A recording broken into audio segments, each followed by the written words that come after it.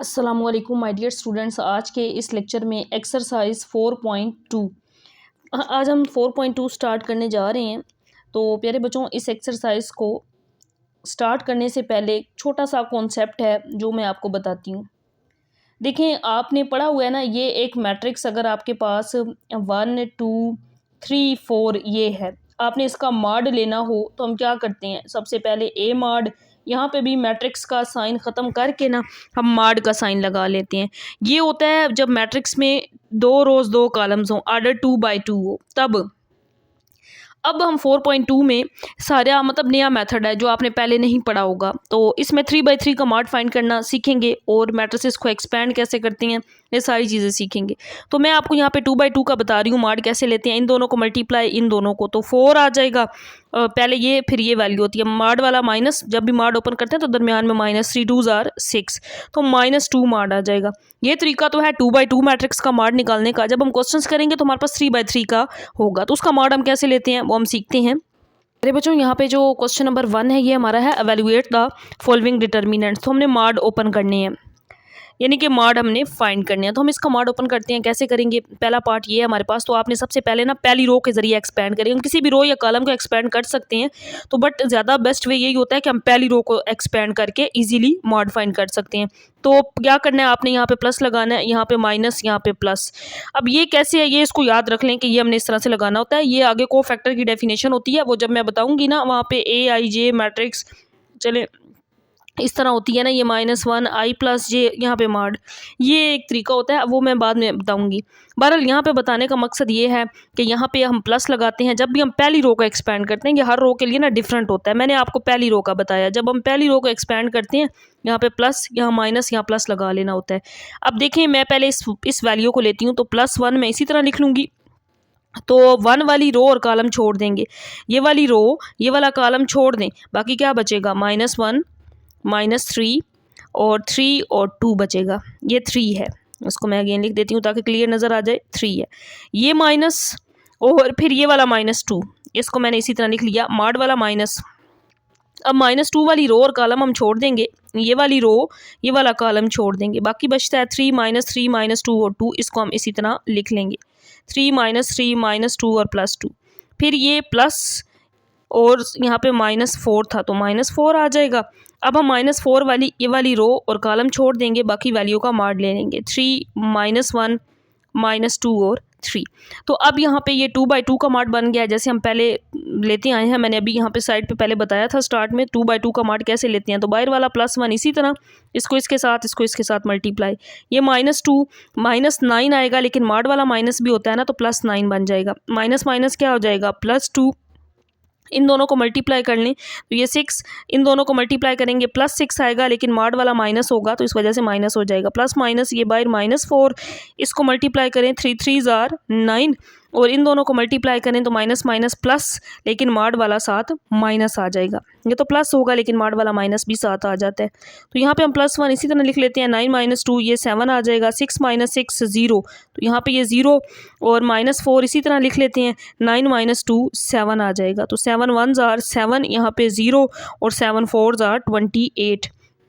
तो अब ए माड, ये जो हमारे पास गिवन था ना, बेशक इसको ए का नाम दे लें, तो यहाँ पे ए माड का आंसर ये आ जाएगा 7 -28 -1। सो ये इसका आंसर होगा, क्योंकि ये जो गिवन था इसको बेशक आप ए माड कह लें या वैसे ही जस्ट इसका माड लिख देंगे, -21 आंसर आ गया। नेक्स्ट हम इसका सेकंड पार्ट करते हैं। नेक्स्ट हमारे पास पार्ट नंबर 2 है, इसमें भी हम पहली रो को एक्सपेंड करेंगे। प्यारे बच्चों, यहाँ पे प्लस का साइन लगा लेंगे, यहाँ पे माइनस और ये प्लस। तो जब आप 1 2 पार्ट्स करेंगे ना तो आपको ये 3 by 3 का माड लेना समझ आ जाएगा, तो बहुत ही आसान मेथड है ये। हम ये वाला प्लस साइन है ना, तो उसकी तो ज़रूरत नहीं है कि हम बाहर प्लस लगाएं, A + B लिख लेंगे।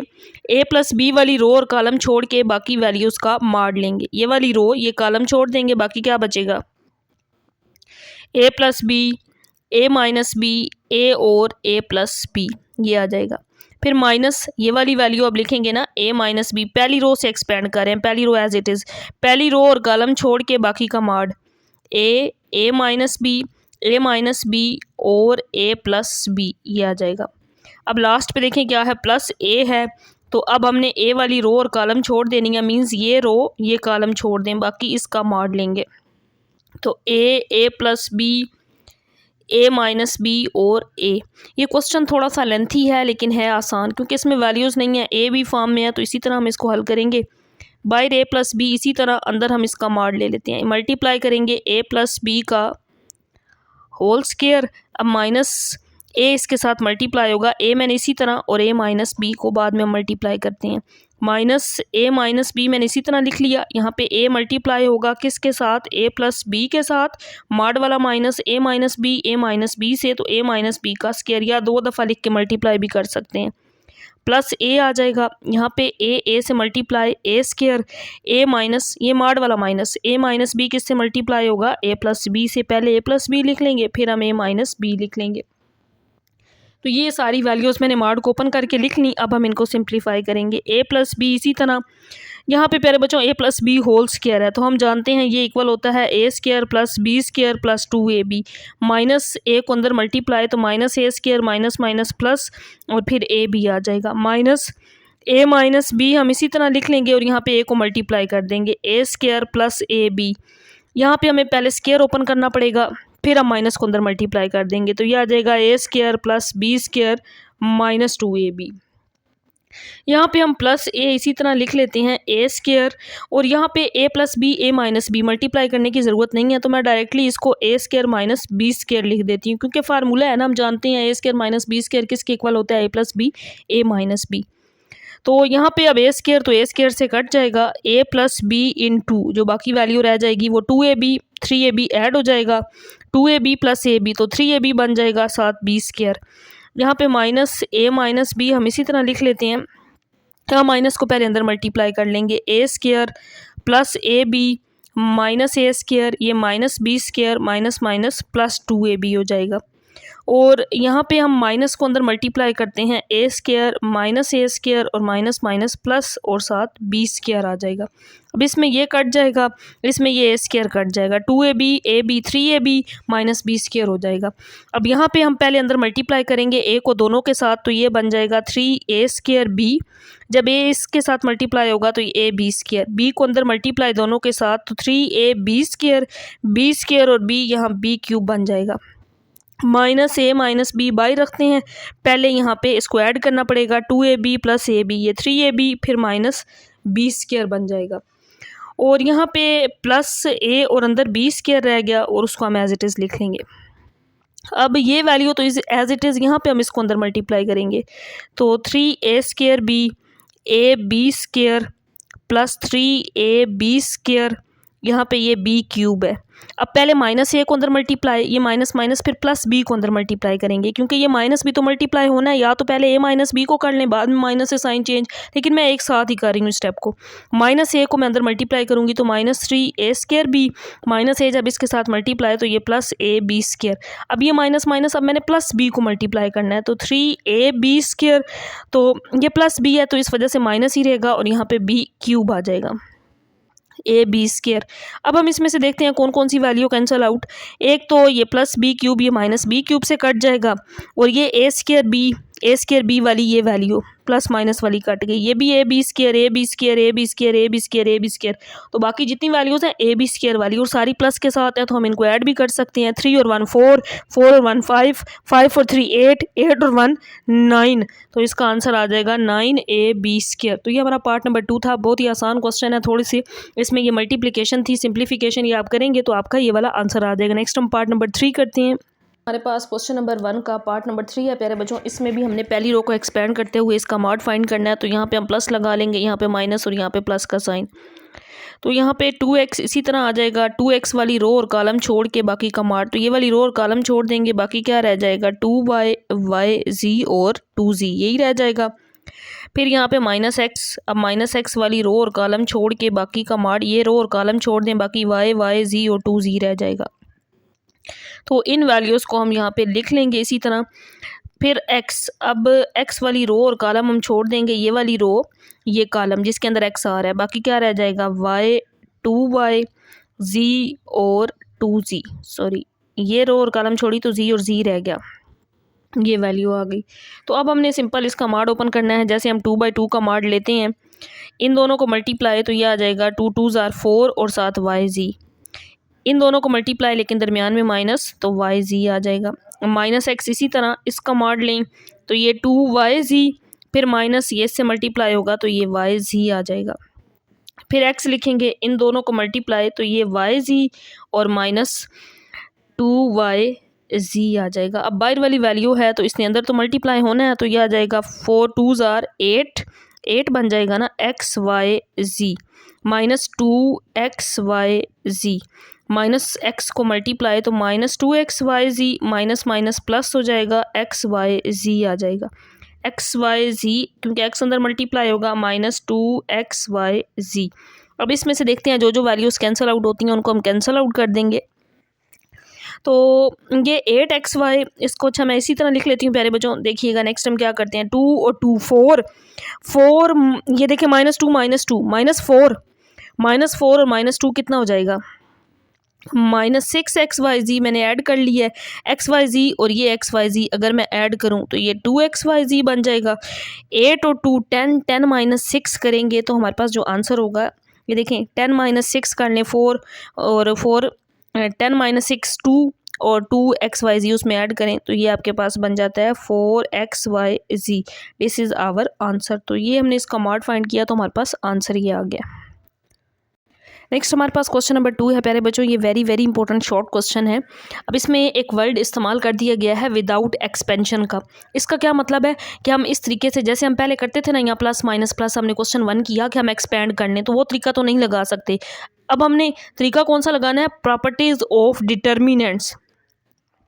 तो ये चीज़ याद रखिएगा, जहाँ पे भी ये बात आ जाए ना कि आप विदाउट एक्सपेंशन करें, वहाँ पे आपको डिटर्मिनेंट्स की प्रॉपर्टीज़ लगानी पड़ती हैं। अब ये प्रॉपर्टीज़ हमें क्या कहती हैं, फॉर एग्जांपल ये मेरे पास एक कोई मॉड है, यहाँ 1 है, यहाँ 2 है, 3 है। एक दफ़ा मैं इसी तरह लिखनी हूँ, बाद में आपको बताती हूँ। 4 5 6 7 8 9 है। अब ये मॉड तब ज़ीरो हो सकता है या तो दो कॉलम्स सेम हो जाएं, पहला 1 4 7 है तो दूसरा 1 4 7 हो जाए, तो हम कह सकते हैं मॉड ज़ीरो है। C1 C2 के इक्वल आ गया, या कोई सी दो रोज सेम हो जाए, लेट्स सपोज ये 1 1 3 है। ये डिटर्मिनेंट की प्रॉपर्टीज़ हैं, बुक में टॉपिक भी सेपरेट गिवन है, तो ये आपको वैसे बता रही हूँ, याद रखना है। दो कॉलम्स या दो रोज सेम हो जाएं, R1 किसके इक्वल आ गया, R2, तो तब भी मॉड ज़ीरो हो गया। या कोई एक रो या फिर कोई सा एक कॉलम मुकम्मल ज़ीरो हो जाए, तब भी मॉड ज़ीरो हो जाता है।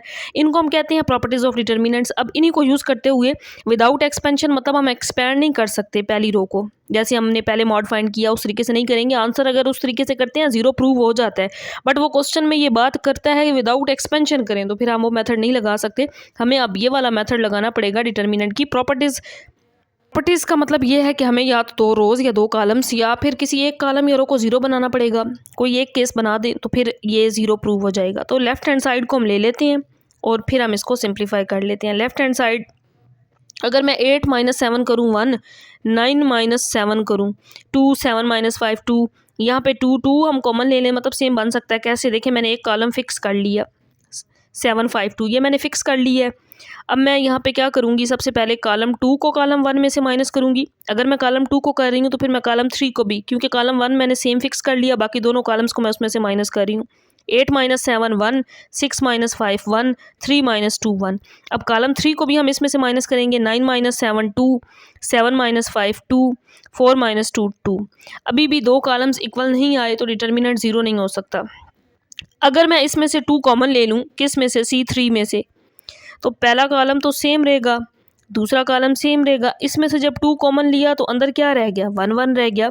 तो यहाँ हम लिखेंगे साथ टेकिंग 2 कॉमन बाय C3। हमने C3 में से 2 को कॉमन ले लिया। जब हमने 2 को कॉमन ले लिया तो ये दो कॉलम्स क्या हो गए, सेम हो गए, सिंस C2 = C3। तो ये हमें पता है, ये डिटर्मिनेंट की प्रॉपर्टी है। जब भी दो कॉलम सेम हो जाएं या दो रोज सेम हो जाएं, सो डिटर्मिनेंट क्या हो जाता है, ज़ीरो हो जाता है। तो ये वाला 2 तो इसी तरह, और by using this property determinant is 0, 2 × 0, so answer 0 आ गया, जो किसके इक्वल आ गया है, राइट हैंड साइड के। तो यही हमने प्रूव करना था। अब नेक्स्ट हम इसी तरह इसका पार्ट नंबर 2 करते हैं। तो नेक्स्ट हमारे पास पार्ट नंबर 2 है प्यारे बच्चों। इसमें भी अब हम सोल्व करने के लिए लेफ़्ट हैंड साइड को ले लेते हैं और ये प्रूव करेंगे कि इसका मॉड 0 है। अब आपने थोड़ा सा अपने दिमाग का इस्तेमाल भी करना है इन क्वेश्चंस में, माइंड को एक्टिव रखना है, हाजिर दिमागी से काम लेते हुए देखना है कि हम क्या करें तो हमारा ये प्रूव हो जाए। देखिए 5 - 6 मैं करूँ तो -1, 2 - 2 0, 2 - 8 तो ये वाला माइनस भी है तो 2 + 8 10। मतलब मैं कॉलम 1 को अगर कॉलम 2 में से माइनस करूँ तो फिर ये कॉलम 3 बन सकता है। कैसे? देखिए अभी मैं आपके सामने करती हूँ। कॉलम 1 को कॉलम 2 में से माइनस 5 - 6 1, 2 - 2 0। जब मैं इसको करूँगी ना तो ये 2 माइनस और ये -8 तो ये प्लस हो जाएगा, तो यहाँ पे 10 बन जाएगा। सेकंड कॉलम हम सेम लिख लेंगे क्योंकि बाकी हमें सॉल्व करने की ज़रूरत ही नहीं पड़ी, हमारा काम हो चुका है। कॉलम 1 कॉलम 3 के इक्वल हो गया, since column 1 is equal to column 3। और हम जानते हैं कि जब भी दो रोज़ या दो कॉलम्स इक्वल बन जाएं तो फिर मार्ड ज़ीरो हो जाता है। Since C1 is equal to C3 so determinant is zero. It means कि ये जो मार्ड है ये सारा ज़ीरो है, जो किसके इक्वल आ गया, राइट हैंड साइड के इक्वल प्रूव हो गया। यही हमारा आंसर होगा। नेक्स्ट हम इसका पार्ट नंबर 3 सॉल्व करते हैं। तो नेक्स्ट हमारे पास पार्ट नंबर 3 है। हम इसमें भी लेफ़्ट हैंड साइड ले लेंगे और प्रूव करेंगे कि आंसर ज़ीरो के इक्वल है। तो प्यारे बच्चों अब इसमें थोड़ा सा काम डिफरेंट है बाकी पार्ट से। कैसे? बाकी क्योंकि दो जो हमने किए उसमें हमने रोज़ कॉलम को माइनस किया तो वहाँ पे वो सेम बन के ज़ीरो हो गया। अब आपने थोड़ा सा फोकस करना है, समझना है। पहली रो में A B है, क्या नहीं है, C नहीं है, तो मैं R1 को C से मल्टीप्लाई कर दूंगी। दूसरी रो में A और C है, B नहीं है, तो मैं इसको B से मल्टीप्लाई कर दूंगी। इसमें C और B है, क्या नहीं है, A नहीं है, तो मैं इसको A से मल्टीप्लाई। अब यही काम हम यहाँ करते हैं। पहली रो को C से, तो ये AC हो जाएगा, 0 से C मल्टीप्लाई 0 ही रहेगा, ये BC। तो जब आप किसी वैल्यू को मल्टीप्लाई करते हैं ना तो उस वैल्यू से बाय डिवाइड भी करना पड़ता है। ऐसा ही होता है ना, रूल होता है, जब अंदर मल्टीप्लाई तो बाय डिवाइड कर देते हैं हम। मैंने डिवाइड भी कर दिया। अब दूसरी रो को हमने B से मल्टीप्लाई करना है, B 0 * 0, ये AB बन जाएगा, इसके साथ ये BC बन जाएगा। तो अंदर जब हमने B से मल्टीप्लाई किया तो बाहर हम B से डिवाइड भी कर देंगे। मैंने अरेंजमेंट से इस तरह से की है कि ABC तरतीब से बने, क्योंकि हम ABC से मल्टीप्लाई कर रहे हैं ना, इसको C से, इसको B से, इसको A से। अब इसको हम R3 को A से कर रहे हैं तो बाहर A से डिवाइड, अंदर मल्टीप्लाई, AC और -AB और फिर 0 आ जाएगा। अब हम देखते हैं कि ये देखें बाहर वाली वैल्यू मैंने ABC इसी तरह लिख ली। अब यहाँ पे मैं एक काम करूँगी, अगर मैं AC को इस R1 को ऐड कर दूं R2 में भी, R3 में भी, तो ये सारी 0 रो बन सकती है। -AC 0 + AC 0 हो जाएगा, 0 + AB -AB ये भी 0, BC -BC ये भी 0। बाकी मैंने किसी रो में कोई चेंजेस नहीं की, जस्ट मैंने R1 को जब R2 और R3 में ऐड किया तो ये तो 0 हो गई। तो बाकी मैं इसी तरह लिख लेती हूँ, R2 R3 मैंने ऐसे ही लिख लिया। और हम जानते हैं कि डिटर्मिनेंट की प्रॉपर्टी है, कोई एक रो या एक कॉलम भी 0 हो जाए तो मार्ड 0 हो जाता है। सिंस R1 इज़ 0, R1 तो रो पूरी 0 बन गई, सो डिटर्मिनेंट 0। अब ये बाहर जो वैल्यू थी ना 1/ABC इसी तरह, लेकिन अंदर मार्ड 0 हो गया तो ये सारा भी 0 हो जाएगा। सो किसके इक्वल आ गया, राइट हैंड साइड की इक्वल आ गया। तो ये हमारा क्वेश्चन प्रूव हो चुका है। अब हम इसका नेक्स्ट पार्ट नंबर 4 करते हैं। तो प्यारे बच्चों नेक्स्ट हमारे पास पार्ट नंबर 4 है। अब इस पे आप गौर करें तो पहली रो में L है, आगे MN है, LMN तरतीब है ना। हम कॉलम 1 को कॉलम 2 में ऐड कर दें तो यहाँ LMN बन जाएगा, उसको कॉमन ले लें तो मतलब वो 1 1 भी बन सकता है। कैसे? यही काम मैं जब आपके सामने करूँगी ना तो आपने कहना है वाओ बहुत ही आसान और सिंपल गेम की तरह का क्वेश्चन था ये तो। बिल्कुल, मैं कॉलम 1 को सबसे पहले कॉलम 2 में ऐड कर रही हूँ। ये L है तो ये क्या बन जाएगा, M फिर +N बन जाएगा। इसको ऐड कर लें, मैं अरेंज करके लिख रही हूँ, पहले L फिर M फिर मैंने N लिख लिया। ये भी LMN है तो मैं अरेंज करके लिख लेती हूँ, L + M + N। मैंने कॉलम 1 को कॉलम 2 में ऐड किया। कॉलम 2 और 3 में हम कोई चेंजेस नहीं कर रहे ना, वो तो हमारी एज इट इज़ जो वैल्यू गिवन है वो इसी तरह ही रहनी है जैसे मैंने यहाँ पे लिख ली है। अब L + M + N पहले कॉलम में सेम है, अगर मैं इसको कॉमन ले लूँ तो फिर ये कॉलम 3 के इक्वल बन जाएगा। तो जब ये इक्वल बन जाएगा तो हमारा काम हो जाएगा, मतलब हमें पता चल गया डिटर्मिनेंट की प्रॉपर्टी अप्लाई हो जाएगी कि दो कॉलम सेम आ गए तो मार्ड 0 हो गया। जब मैंने कॉमन लिया ना तो यहाँ पे अंदर 1 1 रह गया, ये कॉमन आ गया। N + L और L + M, यहाँ पे ये 1 1 हम एज इट इज़ लिख लेंगे। इसको थोड़ा तरतीब दे लेते हैं। अब यहाँ पे हम क्या लिखेंगे, यहाँ पे आपने लिखना है L + M + N common bye, किस में से कॉमन लिया है, C1 में से, यहाँ लिख देंगे। अब हम यहाँ मेंशन भी करते हैं, सिंस C1 किसके इक्वल आ गया, C3 के, सो डिटर्मिनेंट किसके इक्वल आ गया, 0। अब ये बाहर जो वैल्यू है इसको हम एक दफ़ा इस तरह लिखते हैं और क्योंकि ये दो कॉलम सेम हो गए तो ये वाला मार्ट तो ज़ीरो हो गया, जब ज़ीरो इससे मल्टीप्लाई होगा तो आंसर ज़ीरो। सो राइट हैंड साइड प्रूव हो गई है। अब हम इसका नेक्स्ट पार्ट नंबर 5 करते हैं। तो नेक्स्ट हमारे पास पार्ट नंबर 5 है प्यारे बच्चों। इसमें भी हम लेफ्ट हैंड साइड को लेंगे, आंसर ज़ीरो के इक्वल प्रूव करेंगे। अब देखें पहला कॉलम 2 2 3 है, ये 1 3 5 है। अगर मैं इसमें से x और साथ 3 कॉमन ले लूँ तो इसके इक्वल बन सकता है ना। देखिए कैसे, अगर मैं 3x कॉमन ले लूँ, अच्छा पहले दोनों कॉलम ना हम इसी तरह लिख लेते हैं क्योंकि इसमें तो हमें चेंजेस की ज़रूरत नहीं है। x हमने कॉमन ले लिया, साथ 3 भी, यहाँ 1 रह गया, 3 1 ज़ार होता है ना, 3 3 ज़ार 9, यहाँ पे 3 रह गया, x कॉमन आ गया, 3 5 ज़ार 15। तो ये कॉलम के इक्वल होगा, मतलब मार्क 0 हो गया। तो हमने क्या काम किया है, साथ हमें यहाँ पे लिखना भी ज़रूरी होता है, taking 3x common bye C3 में से हमने इसको कॉमन लिया और यहाँ पे अब हम रीज़न लिखते हैं, since column 2 is equal to column 3 so determinant is 0, so 3x into ये मार्ट सारा 0, तो जब ये मल्टीप्लाई होगा 0 which is equal to right hand side. So prove हो गया कि लेफ्ट हैंड साइड का आंसर राइट हैंड साइड के इक्वल है। नेक्स्ट हमारा लास्ट पार्ट है, पार्ट नंबर 6। नंबर 2 का लास्ट पार्ट है पार्ट नंबर 6। इसमें भी हम लेफ्ट हैंड साइड लेते हैं, दोनों में से कोई एक साइड हमने दूसरी साइड के इक्वल प्रूव करनी है। तो लेफ्ट हैंड साइड प्यारे बच्चों देखें, लेफ्ट हैंड साइड में अब एक तो हमें यहाँ पे 1 1 चाहिए, यहाँ ए स्क्वायर चाहिए, यहाँ ए क्यूब चाहिए। तो यहाँ ए स्क्वायर ए क्यूब, यहाँ ए बी सी अगर मैं बना लूँ, मतलब पहली रो को मुझे किससे मल्टीप्लाई करना पड़ेगा, R1 को ए से, तब ये ए स्क्वायर ए क्यूब बनेगा। इसमें बी, यहाँ मुझे बी स्क्वायर चाहिए, यहाँ पे बी क्यूब चाहिए, तो इसका मतलब है R2 को बी के साथ मल्टीप्लाई करना पड़ेगा। यहाँ सी स्क्वायर सी क्यूब चाहिए, तो हम R3 को सी के साथ मल्टीप्लाई करते हैं। तो जब हम मल्टीप्लाई करते हैं ना तो बाहर हमें डिवाइड भी करना पड़ता है। पहले हम इसको करते हैं, ए से मल्टीप्लाई कर रहे हैं तो ये ए बी सी बन जाएगा, ये ए स्क्वायर था, ए से मल्टीप्लाई होगा ए क्यूब, तो बाहर हम ए से डिवाइड कर देंगे। R2 को हम बी से करेंगे तो ये सी ये पहले था साथ बी, तो मैंने ए बी सी अरेंज करके इसको लिख दिया, ये बी स्क्वायर बन जाएगा, ये बी क्यूब बन जाएगा, बाहर हम बी से डिवाइड करेंगे। इसको हम सी से करेंगे मल्टीप्लाई, ए बी पहले था साथ सी आ जाएगा, बाहर सी से डिवाइड, सी स्क्वायर और ये सी क्यूब बन जाएगा। अब ये वाली साइड प्रूफ करने के लिए यहाँ तो 1 1 चाहिए, तो हमें ए बी सी को कॉमन लेना पड़ेगा कॉलम 1 में से, तब ये 1 1 बन सकता है। कॉमन लेंगे तो बाहर आएगा ए बी सी, यहाँ पे डिवाइड में पहले ए बी सी था, ये इसी तरह आ गया ना, मतलब कॉमन। तो जब कॉमन लिया तो यहाँ पे 1 1 रह गया, ए स्क्वायर बी स्क्वायर सी स्क्वायर, यहाँ पे ए cube B cube C cube, ये इससे कैंसिल आउट, तो ये आंसर इसके इक्वल आ गया which is equal to right hand side. यहाँ पे आपने लिख देना है कि taking A B C common by column 1, so left hand side is equal to right hand side. तो ये हमने प्रूव करना था, ये हमारा पार्ट हो चुका है। इंशाल्लाह नेक्स्ट लेक्चर के अंदर हम क्वेश्चन नंबर 3 से स्टार्ट करेंगे। अल्लाह हाफिज़।